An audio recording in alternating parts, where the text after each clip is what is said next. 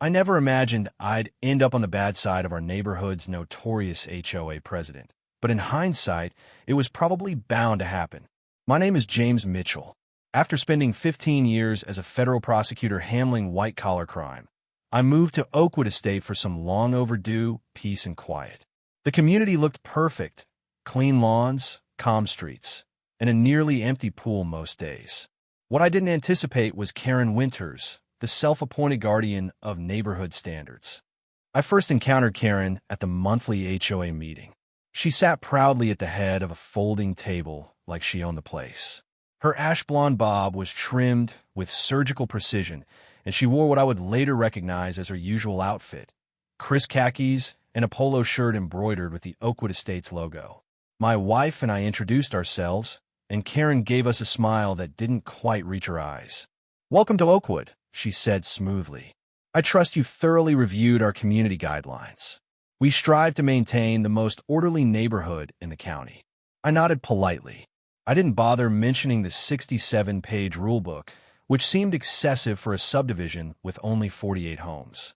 Determined to be a good neighbor, I simply replied that we would follow all reasonable regulations.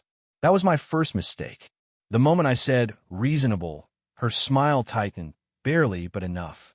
Looking back, that was when she mentally stamped me as a threat. Someone who might question her authority. Someone she needed to monitor.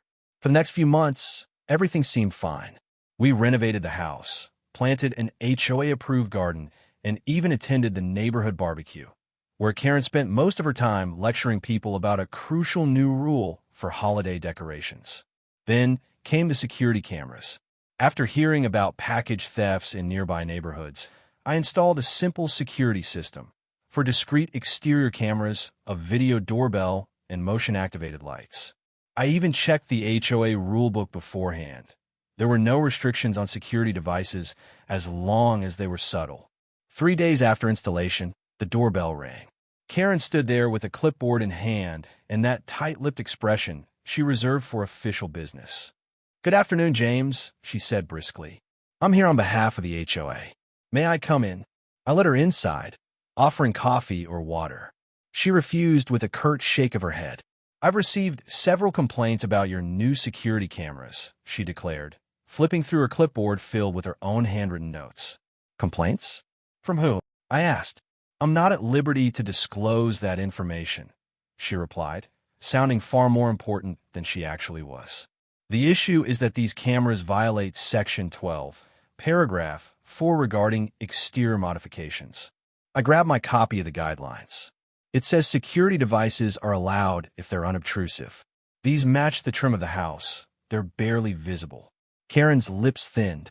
"The problem is privacy. Your cameras might record neighboring properties without consent." I explained, calmly, that the cameras only captured our property and a bit of the public sidewalk, which was completely legal. But Karen didn't care about facts. She cared about control.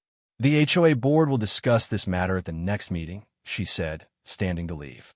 "In the meantime, I expect the cameras to be removed within 72 hours. I stayed polite but firm. "I'm afraid I can't do that. They don't violate any rules, and they're necessary for our security." Her expression hardened. "Then we'll have to escalate. The HOA has ways of dealing with noncompliance."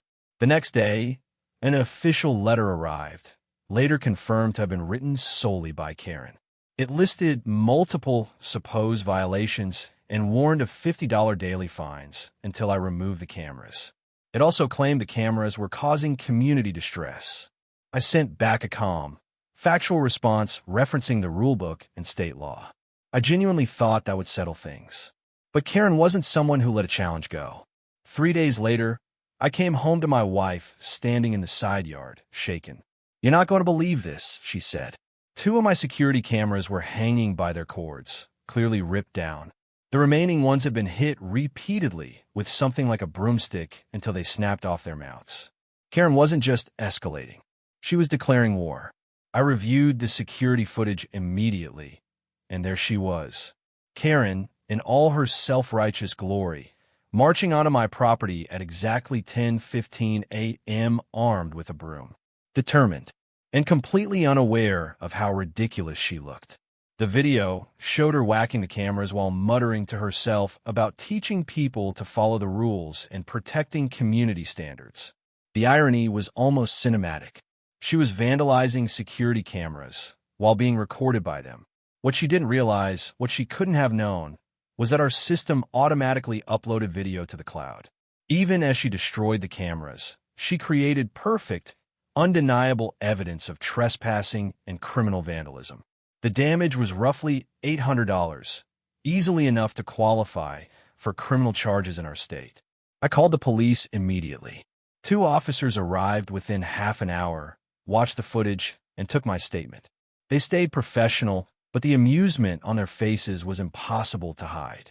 "So she destroyed the cameras," one officer said, while they were, recording her. "It gets better," I replied. "She has no idea what I do for a living."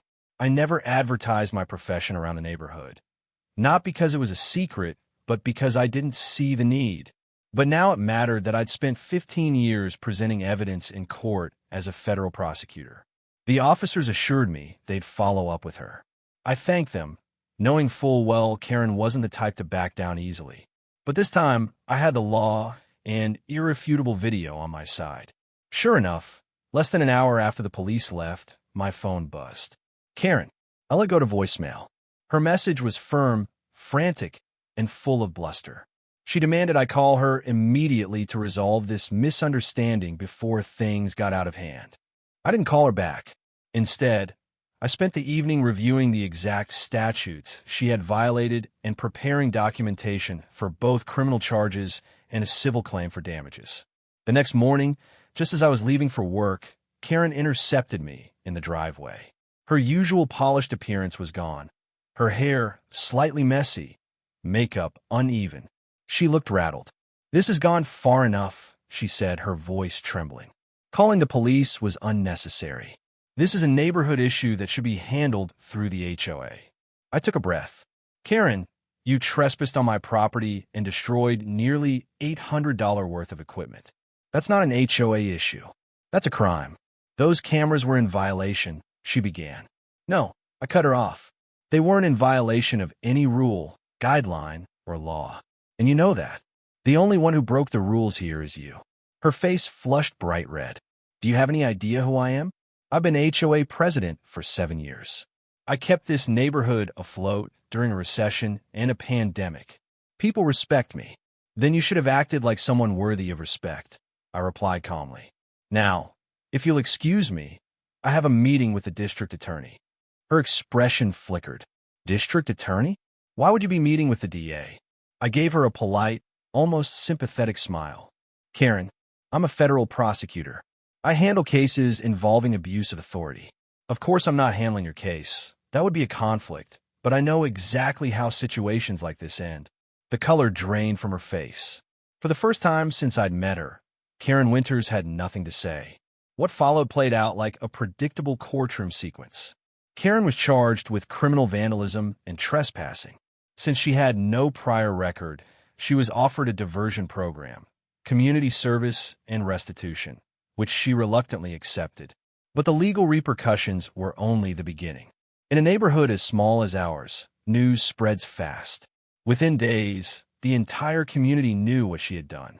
An emergency HOA meeting was held, and despite Karen's attempt to paint herself as the victim, the security footage told the real story. The board voted to remove her as HOA president. The final vote, 23-3. The only votes in her favor were her husband and 2 board members who were also longtime friends. Then came the final blow. Her employer, a real estate company known for its commitment to honesty and integrity, placed her on administrative leave pending an internal investigation. Apparently, criminal vandalism wasn't a great look for their brand. I saw Karen one last time before everything fully settled. She was standing in her driveway as a professional removed the HOA president parking sign near her mailbox. Her expression held disbelief, frustration, and perhaps a trace of regret. Our eyes met as I walked past with my dog. She opened her mouth as if she wanted to say something, then closed it. Instead, she turned around, walked into her house, and shut the door firmly behind her. For the first time in a long while, the neighborhood felt peaceful again.